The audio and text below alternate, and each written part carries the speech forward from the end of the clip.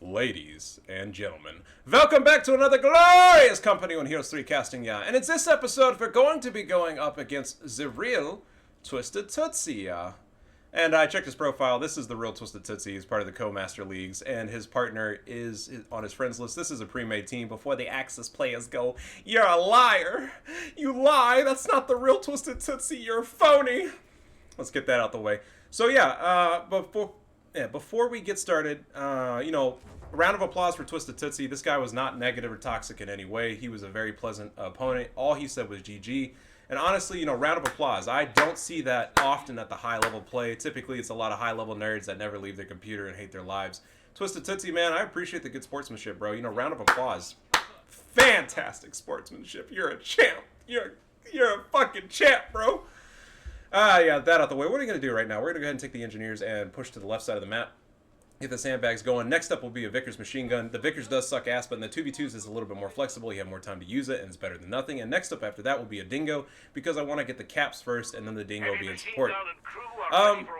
What else is up? So my buddy DJ, or the guy KGBRE, he's going to go ahead and fight Twisted Tootsie. He's the one that cleans Twisted Tootsie up in the game, and he's the one who takes him down a peg. And that's impressive, man. That guy plays not full-time, just casually, and that's incredible. To be able to take on a tournament level player is impressive, and that is all DJ. So let's go ahead and give him a round of applause, folks.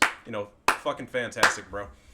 But yeah, round of applause out the way. For Grunka Lunka, he's that typical Axis salty player. He sent the smiley face when he beat us in a previous match. This was we got matched up with them right after we lost. And the reason why we lost is because I was testing out the airborne build, and it sucks ass. And I lost, and that was my fault. But we redeemed ourselves in the second match. So, what are we doing right now? We're going to go ahead and set up that Vickers because I see the middle of the map cap. We want to make sure he's not going to press. Dingo's going to be in support of the Vickers. And then the engineers are going to go ahead and cap the Muni point and get some sandbags down. Dingo pushing in. You can't be aggressive in the early game because there's no snares in the early game. So, no bitches, no snares. And there it is. No bitches, no snares in the P-Grins just yet. Now, the Dingo is lacking on dropping models, but it does great in bleeding models. And, in the early game when there's no medics for anybody, this is a great feature to have. The Dingo can take some damage, and we'll bring it back and repair with the engineers a little bit. Vickers is setting up, and because we bled those P-Grins so heavily, the MG will clean up these kills, and fantastic. Now the Axis players were going, the Vickers is not as mighty as the glorious MG42, and with the recent relic buffs as the Reich Studio. I hope you know that soon we will exterminate all the... I love this game, and the game perfectly balanced, yeah. An infantry section is present. So we're going to go ahead and cap the map, and the P-Grins are only 2 models, so, honestly, I don't fucking care if they get into green cover. We'll push them back. Easy win here. And we're repairing. Grunka Lunka sent me that smiley face, so I'm going to be hard on the guy. He did the typical, here's my smiley face, XDR3, I don't know, fucking cat face. What are you fucking nerds said half the time? I can't even tell anymore. So while we're repairing, next up is going to be infantry section. I didn't go Aussie defense yet because I was kind of holding off on my commander choice and seeing what was going on. And I was just being cautious in the early game. And honestly, the infantry sections do better than the Aussie sections in the early and mid game. So we're going to go ahead and use the green cover that we set up, flank around with the engineers and put some squeezing pressure onto the P-Grins. We're going to push them out no matter what, and the Dingo's shooting from the front. Now, I like to joke about how Axis players complain how hard it is. It literally took me 3 squads and a fucking flank to chase off 1 P-Grin squad. I'm going to go ahead and be aggressive with the Vickers machine gun. I'm going to get outflanked. I thought, he didn't go a 3rd P-Grin squad. That's on me, but no big deal. The retreat button is absolutely free for all you co-nerds out there. So, when you go, man, that squad is destroying me, just go ahead and hit that R key or mouse 5 and run away from the engagement. On the left side of the map, we're going to go ahead and decap the fuel. Dingo's pushing in, trying to get some close-range shots on the flank. Unfortunately, the game's pathing is ass because Relic doesn't do anything right at their studio, and that's why, Sega dropped them. Dropping bombs here. And, the Dingo's going to shoot it from the front. I go, fuck it, I just want the squad out of my life. I don't need it over here. Now, with the fuel decap, this is critical because the Axis will not have any fuel in the early game, and this delays a lot of their tech ups. So this is looking good for us. And I did tech voice anti-tank rifles. Now, typically I worry about a clown car from DAC. That's like the meta right now. But luckily, no clown car. Unfortunately for me, Without the dingo and support, I would have lost this engagement, and this does bring down their anti-infantry capabilities drastically. So this squad will be a dedicated anti-tank squad and a support squad at most. On the right side of the map, I'm going to go ahead and get behind the green cover. You're going, hey man, you're going to get outclassed in this engagement. What are you doing? Well, because I'm fighting a two-front war right now, we're going to go ahead and use the squad as a delay squad while we wrap up and clean up this engagement on the right side. Because we don't want to hit that retreat button just yet and allow him to start decapping the munis. And with this engagement 1 on the right side of the map, I'm going to go ahead and, rotate the dingo. Unfortunately, Twisted Tootsie did take a pot shot into my squad because I was trying to decap the victory point. So he gives me a heads up, hey man, fuck around and find out. My sniper would tear you up. I go, okay, I respect that. At the same time, I'm gonna fucking tear that sniper up when I get a chance. Dingo is opening fire in the Peagrin squad. At the 5-minute mark, always understand that there are snares unlocked for Axis, and Dax snares do not have to have line of sight. They can throw it over the wall. With the glorious fatherland super arms from the Obersoldaten. I can't anymore. The Axis army was never high off of the cocaine. Never. They would never do the drugs or commit civil crimes. There's a sniper in the middle of the map. My buddy goes, I asked my buddy, I go, hey, are there any mines? He's like, nope, there's, sorry. He goes, yes, there are mines, be careful. I go, okay, I'm going to go ahead and hug the, green cover wall. Sniper's out in the open. I'm going to go ahead and take an anti-vehicle off. I'm focusing it down with the Humber. I go, oh, yep, this is fucked up. I'm going to go ahead and wipe it, and boom, Sniper out of the game. This is a huge win for us, and for my partner, I go, hey, man, Sniper's gone. He's like, thank you so much. That Sniper's putting a lot of pressure on me. My bad, I was fucking up my lines there. I'm going to go ahead and try to burn down the MG. I should have realized this engagement was too good to be true. I was getting baited, and a 250 hit squad is on the field about to knock out my Humber. Now, tactical pause engage. I like to joke about this. The Humber costs 240 manpower, 30 fuel, right? For a light vehicle. Now, the 8-Rad's considered a light vehicle too, but can knock down walls. It has way more health. Now, take a look at this health on the Humber real quick. 240. Let's go ahead and take a look at the health on the Dingo. 235 health. I'm just saying, man. I know that the Brits are OP. That's me being sarcastic, by the way. But when your light vehicle has 5 more health than a fucking car, but this is a car too. Okay, bro, it's an armored car. At least try to act like it got some armor going. But yeah, I am going to get baited because the DAC Mobile Hit Squad is coming in with a 250, and I honestly should have realized that at this point in the game. So this is completely my fault. I got too greedy. I am going to go ahead and try to pop a Mark Area Flare, increasing the ability for my Humber to hit the 250 truck. But unfortunately, the Humber goes down. And this is a huge loss for me because in the 2v2s, the Humbers are very much so viable because they're always going to be well supported, not as much in the 1v1s. But yeah, during that engagement, I was asking my buddy, hey, did he put down any mines? He's like, yes, definitely, he's been throwing mines. So I said, fuck it, I'm going to use this path right here, which is the least traveled, knock out the sniper. And honestly, opening up this little billboard here, you can see how much effect that sniper loss has on Twisted Tootsie. Now, he is going to make an 8-Rad, but you know what? My buddy's going to handle that. We need to focus on my side of the map. Do not worry, folks. The Humber will escape before somebody says, I need to know. I need to know, bro. Humber does escape, and there's Twisted Tootsie being a pro, attacking ground. That's impressive. But he will survive with the Humber. Now, left side of the map, I'm going to go ahead and get a double decap on the fuel. Again, you're going, hey, you double decap the fuel, they should be GG, right? There's no way they're going to get tanks. Unfortunately, ladies and gentlemen, Relic decided to buff the Axis army astronomically. So, even with the double decaps on the fuel, they're going to go ahead and get a tank out before us. And it's going to require three fuel caches from me for us to get our first tank onto the field. That is fucking crazy. So there's the double Peagrin squads. I'm going to lose this engagement because Peagrins do the best damage output at close range. So that means that my Brits are going to lose no matter what. But we did get the decap on the fuel point, which is huge. This is delaying his push. It is delaying any advances, into our territory. And it is buying us more time to hold the line. I'm going to go ahead and be as passive as possible this game. And you're going, hey, you're already diving deep into the enemy territory. I could have overextended and pushed him back into his base, but because Twisted Tootsie went 8-Rads, I did not want to get a dirty wipe happening to me, and that's what you should be doing in the 2v2s. Just like I killed that sniper, Twisted Tootsie can flank around and spank me whenever he wants to. And we don't want to risk it for the biscuit, so we're going to be, as passive as we possibly can. As soon as I overextend anywhere, I'm going to back off immediately. 8-Rad is pushing me. I'm baiting with the Dingo. I was hoping that the 8-Rad would chase me over here. Unfortunately, the 250 from my opponent pops up. I go, okay, this can work out. Then I'm going to use the dingo as bait, bring the 250 over here, and I'm going to try to play mind games with mines. And you'll see it in a second. So, mine detonation does happen.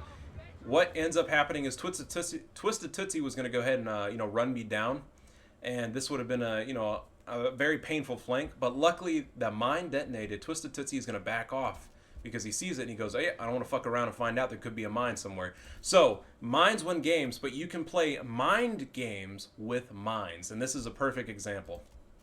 And the 8 rat backs off. We go, okay. A victory point is being overrun. Aussie boys are into the field. I instantly hit them with the Recce package upgrade. I'm going to go ahead and, block the cap, put close range DPS onto the Panzerjäger squad because for some reason these long range infantry do their best damage at close range. Gotta love Relic Studios. I don't know how the fuck they wake up every morning and design these units, but hey, good job, Relic.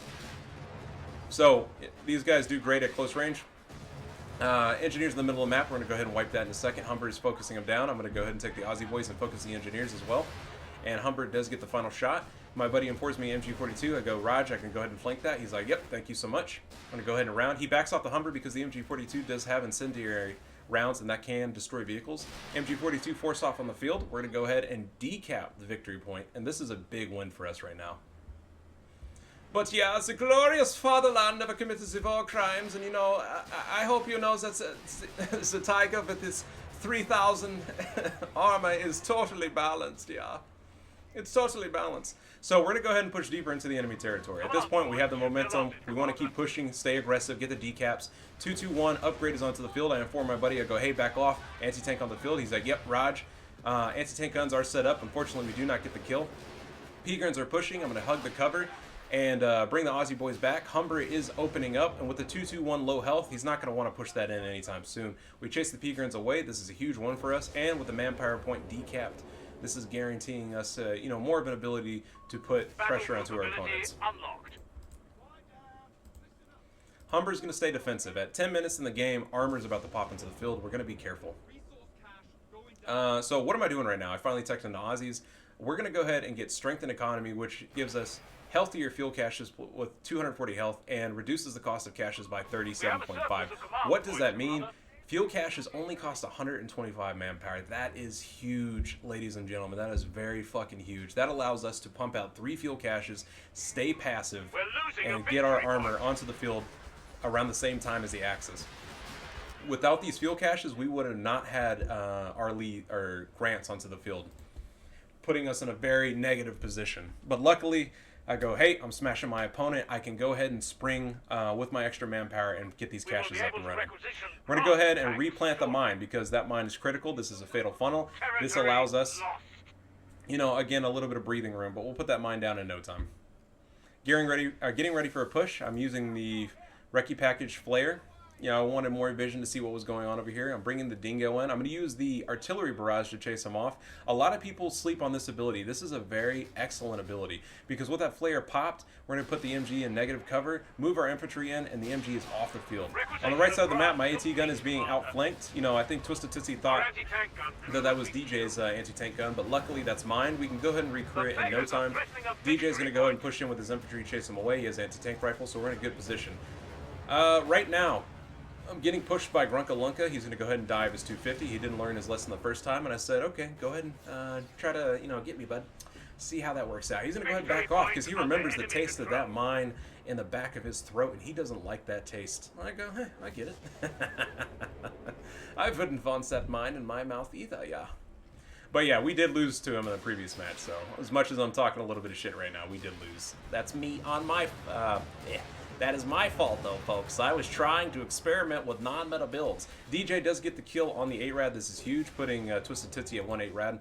On the left side of the map, I'm going to go ahead and take the dingo and start schwacking some of these P-grins. Finally drop a model. And look at that bleed damage from the, dingo. It's very, very good. Solid damage. Middle of the map, Victor's is set up, and we're going to go ahead and swat away another P-Grunt infantry. That gives me an indicator that he only has 1 P-Grunt onto the field with a 250 in support, allowing us to recap the left side of the map and opening up some space for us.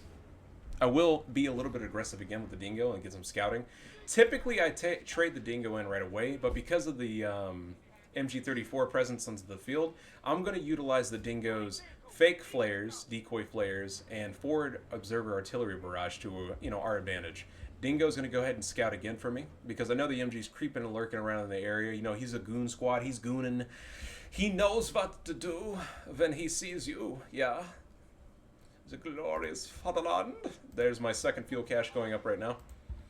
And, it's going to be a slow engagement right now, folks. We're, bringing all our infantry onto the field. These are great DPS squads. And just taking our time. There's the P-Grins that go ahead and reveal itself. I see the MG. And I'm debating, do I hit him with a decoy flare first, or are we going to hit him with the prim and proper forward observer barrage? I cannot speak today. So there's the already coming in. I'm going to go ahead and push off the MG again. This comes in clutch. I do believe we get the wipe on the MG, but we'll see in a second. Could be wrong, if you're putting pressure onto it. Get behind the green cover. And there's the RT already coming into effect. Boom! Get the kill on the MG. And this is very huge for us, folks. We get the kill on the MG. We're going to go ahead and take it. I'm panicking. He's moving in his medical, trying to get the squad. I go, fuck that MG's mine. I go, hey! I get the MG. And we're just going to go ahead and back off. I'm like, fuck you. This MG's mine. You're not touching shit.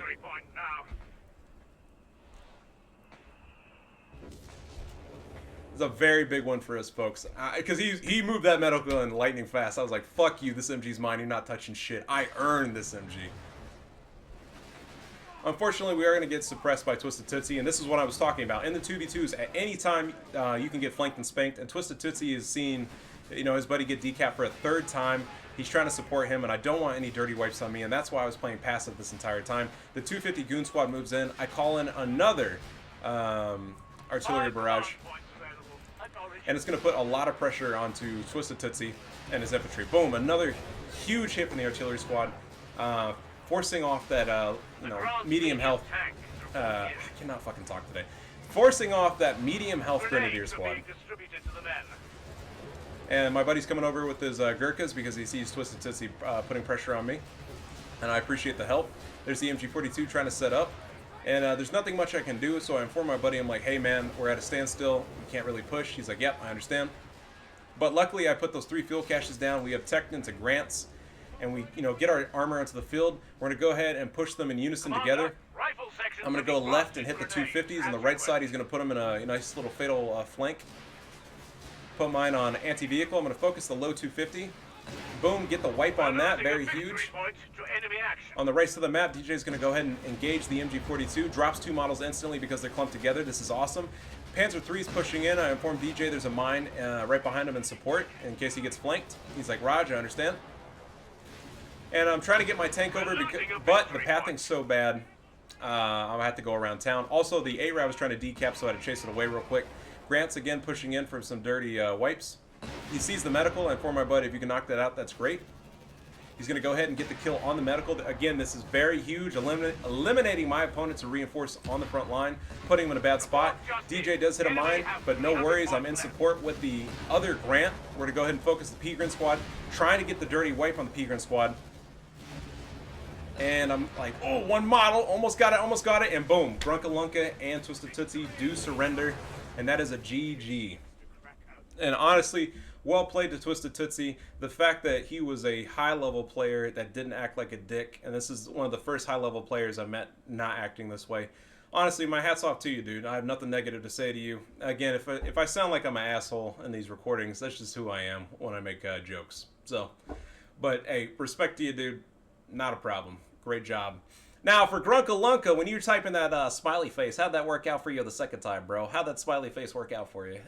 I love it. I love it when you players type their little smiley faces, and then you lose. Because all he said was GG after this match. He had nothing fucking cute to say after that.